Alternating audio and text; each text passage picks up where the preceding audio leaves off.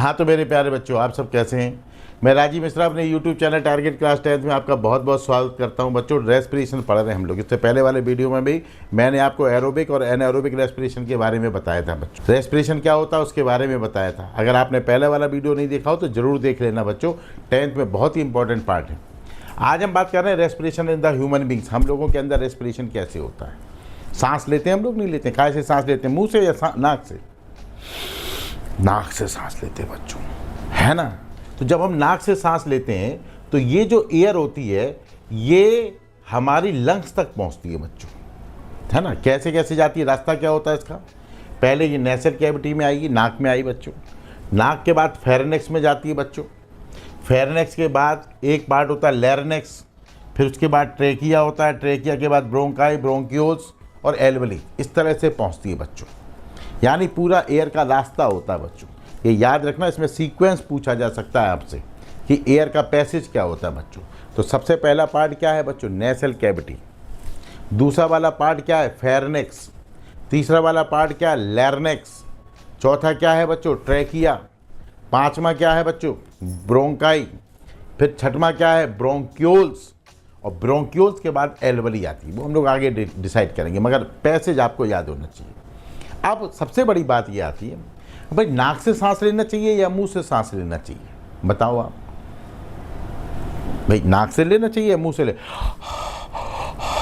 ये भी सही है? नहीं, नाक से सांस लेना चाहिए। क्यों लेना चाहिए नाक से सांस? देखो, नाक से सांस लेना चाहिए बच्चों। ये नाक है हमारी, थोड़ी नाक इस तरह से होती बच्चों, आगे से चौड़ी होती। मेरी तो खैर काफ़ी चौड़ी है, तो ये इस तरह से होती बच्चों। ये नाक हो गई बच्चों, फ्रंट पार्ट हो गया नाक का। आगे से चौड़ी है, पीछे से पतली होती जा रही बच्चों। यानी बच्चों, जब इसके अंदर से एयर जाएगी तो एयर कंप्रेस हो जाएगी। कंप्रेस का मतलब समझते हो? दब जाएगी बच्चों। और जब एयर कंप्रेस होती है तो एयर गर्म हो जाती है बच्चों। जब अंदर एयर पहुंची तो यहाँ तक जब एयर पहुंचेगी तो एयर जो है वो कंप्रेस हो जाएगी। कंप्रेस होने से वो गर्म हो जाएगी बच्चों, और गर्म हो जाएगी वो, तो उसके अंदर जो जर्म्स वगैरह हैं वो सब मर जाएंगे बच्चों, है ना। एक तो ये तरीका हो गया, इसकी डिजाइन ही इसीलिए बनी है कि सांस लो, है ना। तो एक तो ये हो गया। दूसरी बात क्या होता है बच्चों, इस नाक के अंदर हेयर होते हैं बच्चों, बाल होते नहीं होते नाक के अंदर। ये जो बाल होते हैं बच्चों, ये क्या काम करते हैं? ये एक जाल बना लेते हैं। ऐसे ये बाल, ऐसे ये वाले बाल इधर से आ रहे हैं इस वाली साइड से, और ये इधर वाली साइड से बाल आ रहे हैं बच्चों। तो ये पूरा एक नेटवर्क जाल टाइप का बना लेते हैं, फिल्टर टाइप का। तो जब हम सांस लेते हैं नाक से, तो नाक के अंदर जो डस्ट पार्टिकल हैं, जो अनवांटेड पार्टिकल, सॉलिड पार्टिकल्स हैं, वो इसी में ट्रैप हो जाते हैं, इसी जाल में रुक जाते हैं बच्चों। तो हमने देखा नाक में से गिजुआ निकालते हैं ना, तो वो ये सब इन्हीं बालों का तो कमाल है बच्चों। कि बाल क्या काम करते हैं? उस जो पार्टिकल है, जो सॉलिड पार्टिकल, ठीक है ना, जो छोटे छोटे क्या कहते हैं, मिट्टी के कारण छोटे छोटे वो कार्बन पार्टिकल्स, ये सब यही कोशिश करता है यहीं रोक ले बच्चों, है ना। इसके अलावा नाक में से बच्चों म्यूकस निकलता है। म्यूकस तो देखा होगा कभी, नाक बाहर निकल आती, दैट इज़ द म्यूकस। जब हमें जुकाम हो जाता है तो कुछ ज़्यादा ही म्यूकस निकलता है, क्योंकि उस समय की जो सेल्स होती हैं वो हाइपर एक्टिव हो जाती हैं बच्चों। वैसे 24 घंटे थोड़ा थोड़ा म्यूकस निकलता रहता है।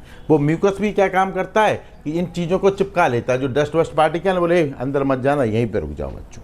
तो हमसे अगर कोई तुमसे पूछ ले नाक से सांस क्यों लेना चाहिए, तो कहना 3 बातें याद रखना उसमें। पहली बात, नाक के अंदर जब एयर जाती है तो वो कंप्रेस्ड होकर गर्म हो जाती है बच्चों। Compressed air is the hot air. और जब एयर गर्म हो जाएगी तो उसके अंदर के जर्म्स पार्टिकल्स, मतलब जो भी जर्म्स वगैरह है, वो सब मर जाएंगे उसके अंदर। एक बात। दूसरी बात बच्चों, एयर के अंदर हेयर्स होते हैं, बाल्स होते हैं बच्चों, बाल। तो वो क्या करते हैं, एक नेटवर्क बना लेते हैं, एक जाल बना लेते हैं बच्चों।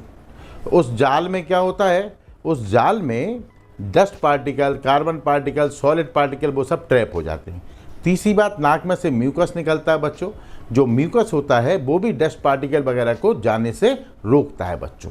ये काम हो गया नाक का। अब हमारी जो एयर होती है बच्चों, वो नेसल कैविटी से होते होते होते वो फेरिनेक्स में पहुंचती है। मैंने तुम्हें पहले भी बताया था, जो फेरिनेक्स वाला पार्ट होता है, खाना भी यहीं से जाता है बच्चों, और एयर भी यहीं से आता है। तो ये पूछा जा सकता है आपसे, तो फिर से याद कर लो। खाने में, डाइजेशन में मैंने बताया था वैसे आपको कि फेरिनेक्स क्या है, कॉमन पैसेज है, जहाँ से एयर भी निकलती है और जहाँ से खाना भी निकलता है बच्चों।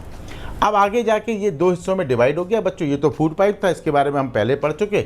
अब एयर इसमें जाती है बच्चों, एयर ये कहलाता है ट्रैकिया। यहाँ पे होता है ट्रैकिया। तुमने देखा कुछ लोग पानी पीते हैं तो ये गर्दन यूं यूं होती है, आगे पीछे हिलती है। That is the beginning of the trachea. ये ट्रैकिया का पहला पार्ट होता है बच्चों। एयर इसमें जाती है बच्चों, ठीक है। अब मैं यहाँ पर तुम्हें ये ध्यान रखना है कि जो ट्रैकिया होता है इसके माउथ पर यहाँ पर एक ओपनिंग होती है, जिसके बारे में मैंने डाइजेशन में भी बताया था। इसे हम ग्लोटिस बोलते हैं। इसको क्या बोलते हैं हम? ग्लोटिस। और इसके ऊपर एक ढक्कन लगा होता है जिसे हम बोलते हैं एपिग्लोटिस। तो जब हम खाना खाते हैं तो ये ढक्कन इसको बंद कर लेता है, जिससे खाने का पार्टिकल इसमें ना चला जाए बच्चों। तो ये एपिग्लोटिस का काम होता है। कभी तुमसे कोई पूछे कि एपिग्लोटिस क्या काम करती है, तो तुम कहना कि when we inhale the food, जब हम खाने को निगलते हैं बच्चों, तो क्या होता है? At that time the epiglottis closes the wind pipe to prevent the entry of the food particles. तो एपिग्लोटिस क्या करता है? विंड पाइप को बंद कर देता है, जिससे खाना अंदर ना जाए। और अगर ये जरा सा भी खुला रह गया और खाने का पार्टिकल जरा सा भी अंदर चला गया हमारे ट्रैकिया में, जिसे हम विंड पाइप भी कहते हैं, तो बच्चों में बहुत तेज सी खांसी आएगी, जिससे वो पार्टिकल बाहर निकल जाए बच्चों। एक बार यहीं पर जहाँ पर ये ट्रैकिया शुरू हो रहा है, यहीं पर बच्चों एक वोकल कॉर्ड होती है। क्या होती है? अब जैसे मैं तुम्हें बोल रहा हूँ, कभी तुमने देखा बच्चों बोलते समय क्या होता क्या है? जितनी देर तुम बोलोगे तुम्हारी एयर बाहर निकलेगी। कभी ऐसा नहीं होता कि बोलते समय हम सांस को अंदर ले पाएँ? तो बोलते समय जो हमें एयर की ज़रूरत होती है, वो एयर कहाँ से आ रही? लंग्स से आ रही बच्चों। लंग से कहते हैं पढ़ाने में बड़ा जोर लगता है बच्चों, है ना? तो वो लंग की एयर ही तो बाहर आ रही है। जितना मेरी मुंह से आवाज़ निकल रही वो लंग की एयर है।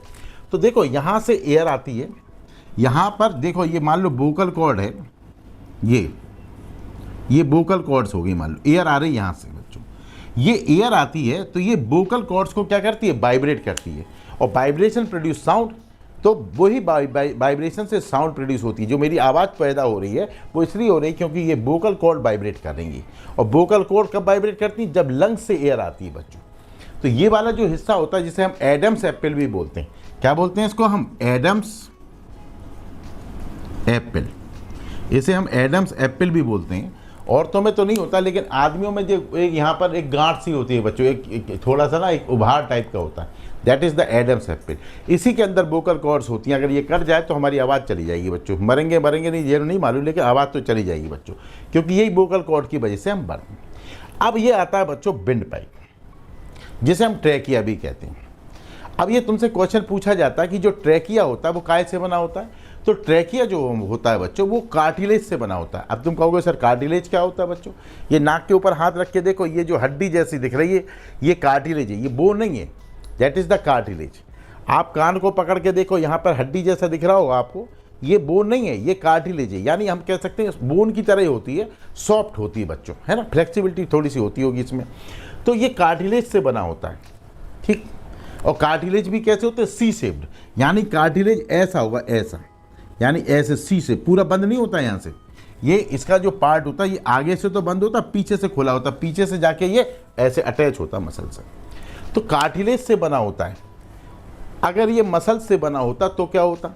अगर तुमसे पूछा जा सकता है एग्जाम में कि जो हमारा विंड पाइप होता है या ट्रैकिया होता है वो कार्टिलेज से क्यों बना होता है, तो तुम ये मैं बताता हूँ। अगर ये मसल से बना होता तो तुम सोचो, अगर मान लो एक बैलून है और बैलून के अंदर एयर नहीं हो, तो बैलून की जो दीवारें होती हैं, जो उसकी रबड़ होती है, वो आपस में चिपक जाती है बच्चों। अगर ये हमारा विंड पाइप या ट्रैकिया किससे बना होता? मसल से बना होता। तो in the absence of air, अगर एयर इसमें जब नहीं होती तो इसलिए चिपक जाती, इसकी मसल्स आपस में क्या हो जाती? आपस में चिपक जाती। इसके बीच में जो गैप है वो ख़त्म हो जाता है बच्चों। तो इसलिए ये ट्रैकिया किससे बना होता है? ये ट्रैकिया बना होता है सी शेप्ड, सी के आकार के ना कार्टिलेजियस रिंग से बना होता है, जिसकी वजह से इट डज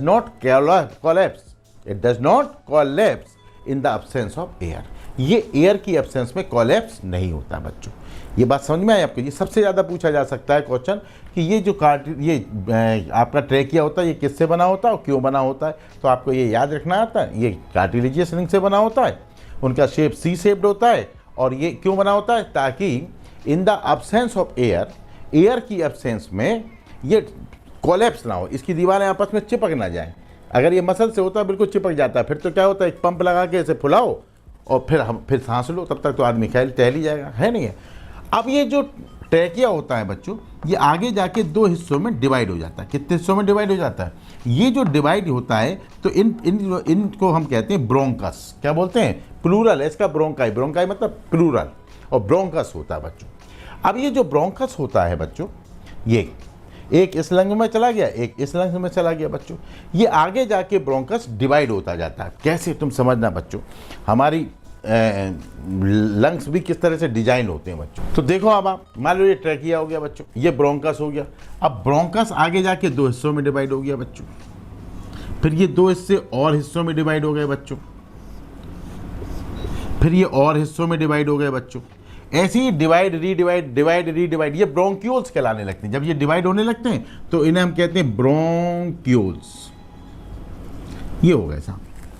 अब सबसे आखिरी में यहां पर एक बैलून लाइक स्ट्रक्चर्स होते हैं बच्चों, जिन्हें हम एल्वली बोलते हैं। जिन्हें हम क्या बोलते हैं? एल्वली बोलते हैं बच्चों। ये बैलून लाइक स्ट्रक्चर्स होते हैं। एयर यहीं पर जाके रुक जाती है बच्चों। तो एयर कहाँ से चली थी? याद है आपको? नेसल कैविटी से चली थी बच्चों। नेसल कैविटी के बाद कहाँ पहुँची? एयर फेरनेक्स में पहुँची बच्चों। फेरनेक्स से कहाँ पर पहुँची? लेरनेक्स में पहुँची। लेरनेक्स से किस में पहुँची? ट्रैकिया में पहुँची। ट्रैकिया से किस में पहुँची? ब्रोंकस में पहुँची। ब्रोंकस से किस में पहुँची? ब्रोंक्यूल्स में पहुँची। और अल्टीमेटली यहाँ पर एल्वली कहलाती है, एल्वली। ठीक है ना। अब हवा जो है, एयर जो है, एल्वली में पहुँच गई बच्चों। ये लास्ट पार्ट हो गया, यहाँ पर एयर आ गई। अब इस एल्वली के चारों तरफ ब्लड कैपिलरीज होती हैं। क्या होती हैं बच्चों? ब्लड कैपिलरीज होती हैं यहाँ पर। जैसे एयर यहाँ पर पहुँचती है बच्चों, तो क्या होता है, ऑक्सीजन जो गैस होती है वो इसमें ब्लड में चली जाती है बच्चों, और CO2 इसमें वापस आ जाती है बच्चों। यानी एल्वली में एक्सचेंज ऑफ गैसेस होता है। एल्वली में क्या होता है? Exchange of gas. यानी तुम्हें ये समझ में आ गया होगा कि जब एयर किस में पहुँची? एल्वली में, तो ऑक्सीजन इसमें ज़्यादा है, तो ये ऑक्सीजन ब्लड में डिफ्यूज़ हो जाएगी, और ब्लड के अंदर जो CO2 है वो एल्वली में वापस आ जाएगी, और यहाँ से CO2 बाहर निकल जाएगी बच्चों। बात समझ में आई? तो इस तरह से हमारे इसमें रेस्पिरेशन वाला पार्ट होता है। ये एक्सचेंज ऑफ गैसेस है बच्चों। रेस्पिरेशन तो तुम्हें पता है, उसमें तो फूड जलता है। अब यहाँ से ऑक्सीजन किस में चलेगी? ब्लड में, और ब्लड से किस में जाएगी? सेल में। सेल में जाके रेस्पिरेशन होगा बच्चों। ठीक है ना। ये जो पूरा प्रोसेस होता है इसे ब्रीथिंग कहते हैं। इसे क्या कहते हैं बच्चों? ब्रीथिंग का मतलब होता है inhale of oxygen rich air, exhale of carbon dioxide rich air, मतलब ये दैट इज ब्रीथिंग। रेस्पिरेशन में और ब्रीथिंग में अंतर होता है। अगले वीडियो में वो बताऊंगा, इसमें नहीं बताऊंगा मैं आज में। उसमें मसल्स का भी रोल होता है बच्चों। तो आपने ये समझ में आ गया कि हमारी जो एयर होती है अल्टीमेटली लंग्स के किस पार्ट में पहुंचती है, तो वो कहलाती है एल्वली। एल्वली में क्या होता है बच्चों? एल्वली के चारों तरफ ब्लड कैपिलरीज होती हैं। जैसे ही सपोज करो बच्चों, ये एल्वली और ये ब्लड कैपिलरीज हो गई बच्चों, तो जैसे ही एयर अंदर आई तो ये ऑक्सीजन इसमें चली जाएगी, CO2 इसमें आ जाएगी बच्चों। एल्वली। अब सुनो, एक बात और समझ लें आप यहाँ पे, हमारे जो लंग्स होती हैं, अगर हम उसकी सारी एल्वली को फैला दें, सारी एल्वली को क्या करें? फैला दें बच्चों, तो तुम्हें मालूम है एक टेनिस कोर्ट होता है ना, टेनिस खेलते हैं, तो वो टेनिस कोर्ट के बराबर एरिया होता है इनका। यानी हमारी जो एल्वली होती हैं उनमें वो सरफेस एरिया बढ़ा देती हैं लंग्स का। ये तुमसे पूछा जा सकता है कि हमारे लंग्स की किस डिजाइन रेस्पिरेशन या ब्रीथिंग को कैसे सूट करती है बच्चों। तो आपको दो बातें याद रखनी, इसमें बहुत इंपॉर्टेंट पार्ट है। पहली बात तो ये याद रखनी है आपको कि एल्वली का सरफेस एरिया बहुत ज़्यादा होता है बच्चों। एल्वली का सरफेस एरिया क्या होता है? बहुत ज़्यादा होता है। अगर हम सारी एल्वली को स्प्रेड कर दें तो वो एक टेनिस कोर्ट को ढक लेंगी बच्चों। एक बात, इतना ज़्यादा एरिया होता है, बहुत समझ लो आप। दूसरी बात क्या होती है? एल्वली की दीवारें वन सेल थिक होती हैं, बहुत पतली होती हैं, जिससे आसानी से एक्सचेंज ऑफ गैसेस हो जाए बच्चों। तीसरी बात आपको क्या याद रखनी है कि एल्वली के चारों तरफ ब्लड कैपिलरीज होती हैं बच्चों, जिससे आसानी से क्या हो जाता है? एक्सचेंज ऑफ गैसेस हो जाता है। तो तीन बातें लंग्स के बारे में याद रखना कि alveoli increase the surface area of the lungs.